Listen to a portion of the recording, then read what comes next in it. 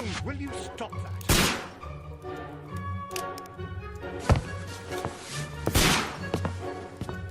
You are utterly mad.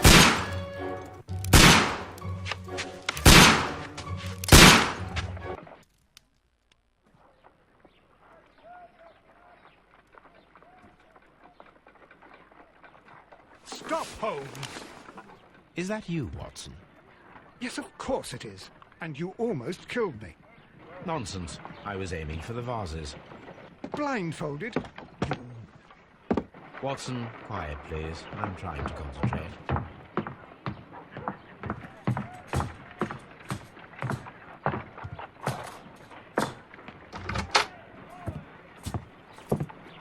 Ah, Lestrade. What is it this time? He can see me. Well, here it is, and it's a good one, Mr. Holmes. A gentleman by the name of Peter Carey, also known as Black Peter, has been murdered. A sailor, most probably. What happened here?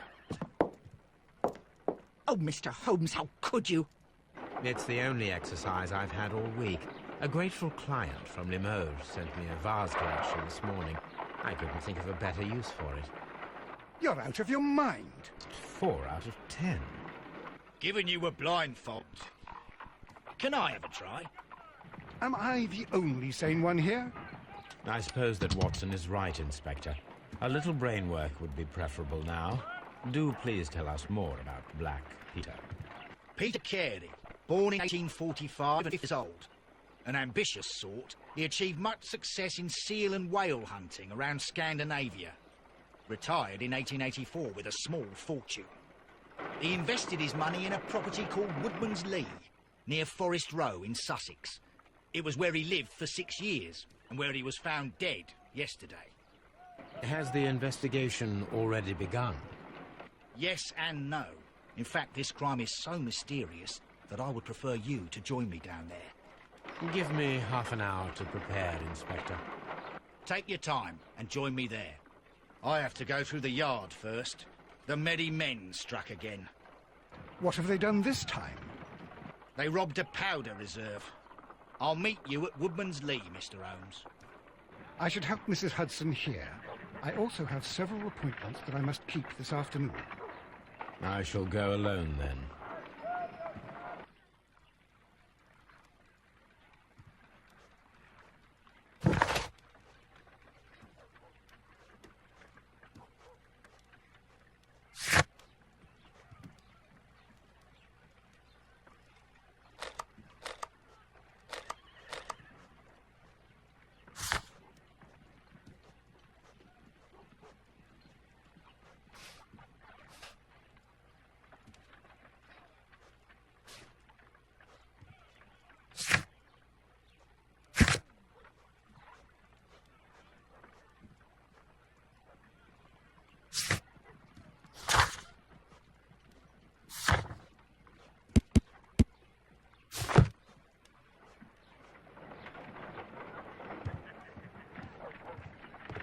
You go along to Peter Carey's house. Mrs. Hudson and I will take care of the mess you've made here.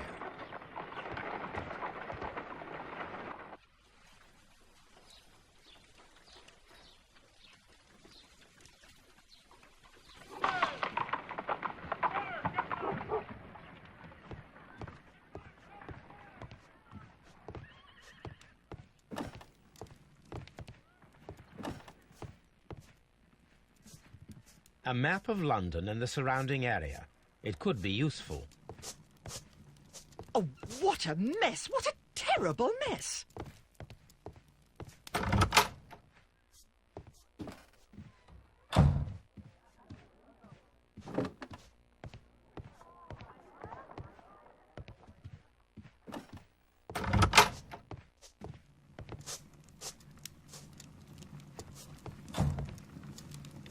This is where I keep my post.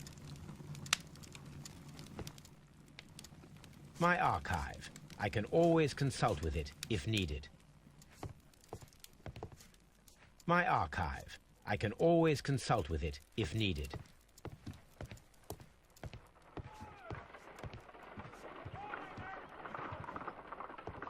My analysis table. It is useful for my work.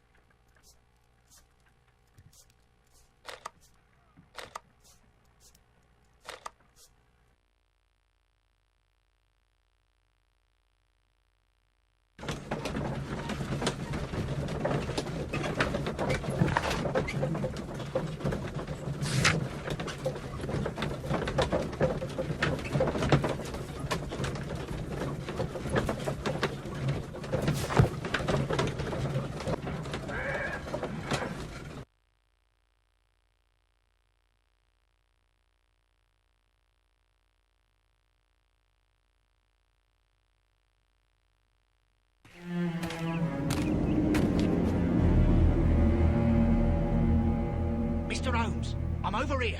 Come on.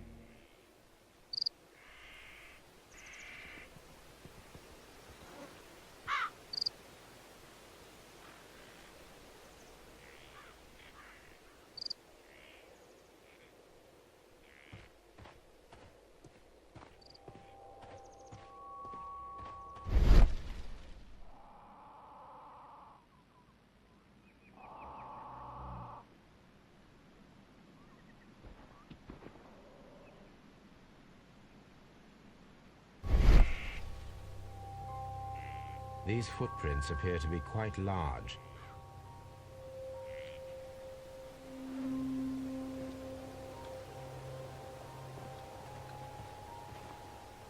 It seems that the garden was well maintained.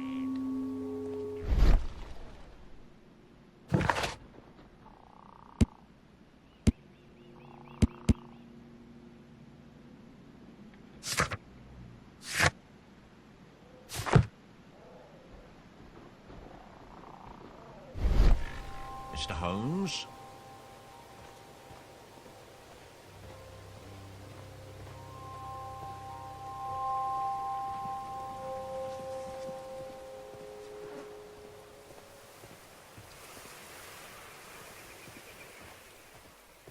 Mr. Holmes?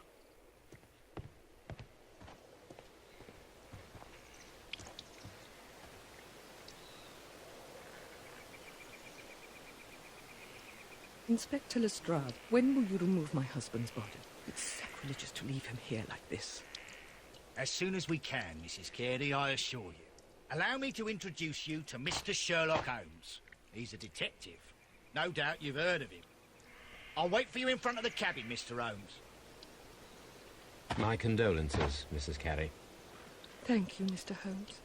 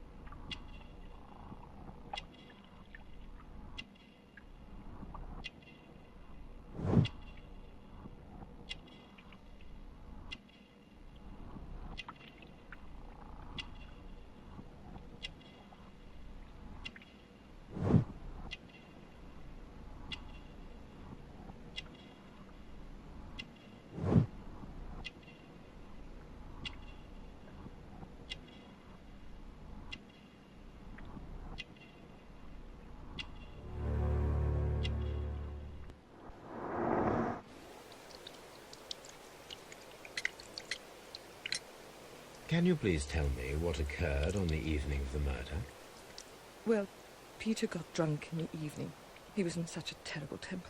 Usually whenever that happened, he'd stay all night drinking in his cabin before passing out. Do you remember at what time you found your husband's body? In the morning, at around 7 o'clock. I noticed the cabin door was open, but I didn't go in to take a look, for I knew my husband would not have liked it. At around 10 o'clock, I dared to glance in through the door and... oh dear. Was your husband accustomed to receiving visitors? Oh, no, I don't think so. I mean, he didn't really have many friends. He lived quite an isolated life here, after his retirement. The garden is very large and well maintained. Do you employ someone to look after it? It is true, there is a lot of work, but my husband took care of it himself. You have indeed suffered a great loss, Mrs. Carey. Nevertheless, I believe it will be less of a burden for you soon. Yes. Life with Peter was never easy, but he was still my husband. He was different, wasn't he, when you first met him upon your return from Plymouth? Yes, Mr. Holmes. Oh, my goodness, but how do you know about that?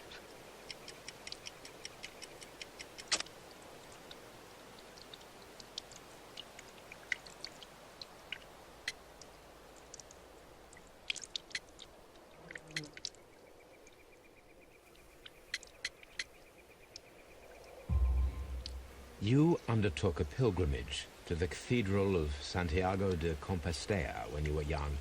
That much is evident from the rosary in your hand. The shortest route for the pilgrim from England to Spain is from Plymouth. I believe that you met Peter Carey as a young sailor there, and you married him soon afterwards. That is indeed what happened, Mr. Holmes. How extraordinary. Thank you, madam. Who could do such a thing? My poor husband.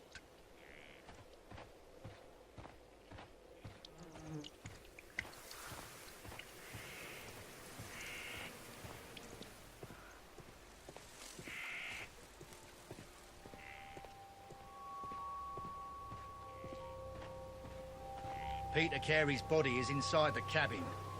We took care not to touch anything. Peter Carey's body is inside the cabin. We took care not to touch anything.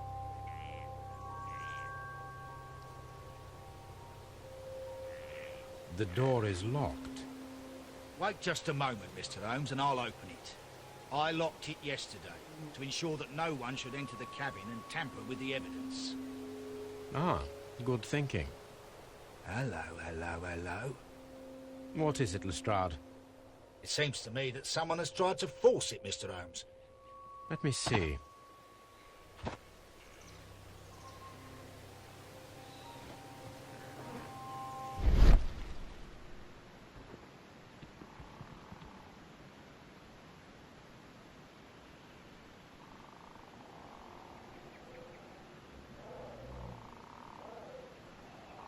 These scratches are fresh.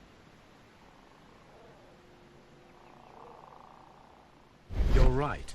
Someone tried to force open the door. I swear these scratches were not here yesterday. Our mysterious visitor came here last night. Well, he's not the man for the job. This lock is not a difficult one. Perhaps he did not have the right tool.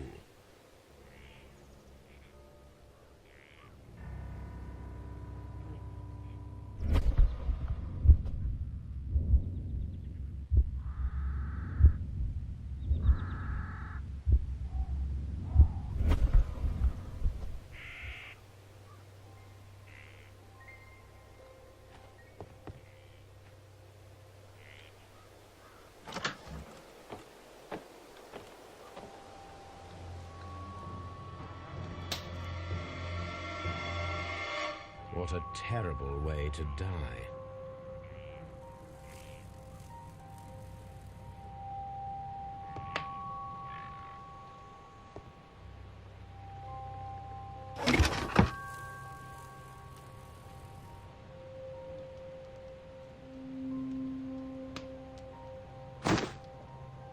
Peter Carey's boots. They look to be a size 8.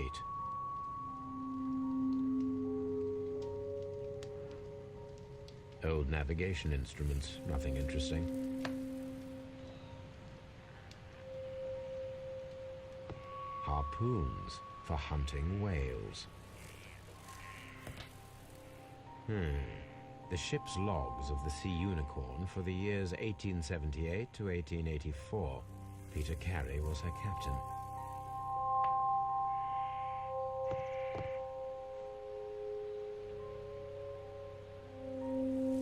The tooth of a sperm whale, probably from one of Peter Carey's catches.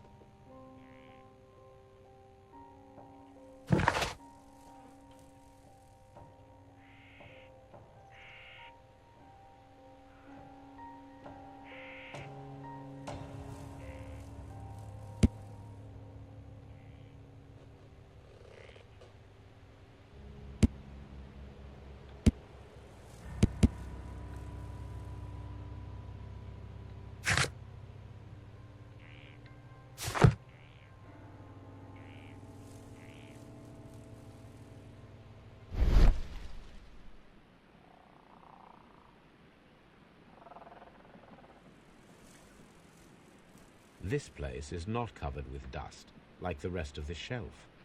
An object was taken from here. It was larger than a book. A box or a small chest, perhaps.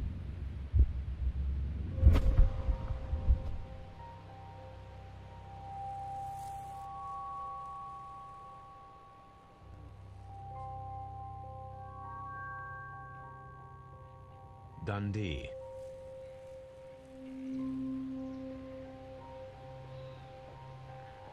Hammerfest.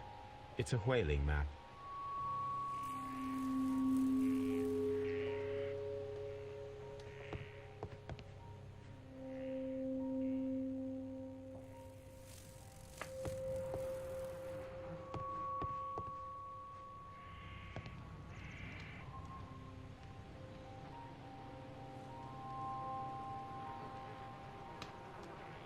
Rum, a sailor's drink.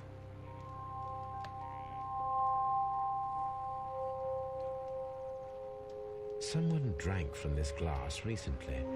It seemed that Captain Carey was enjoying a drink before he met his death.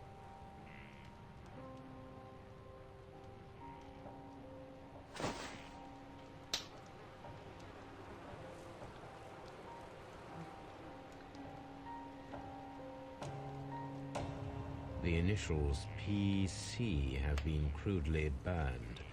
A sailor's work.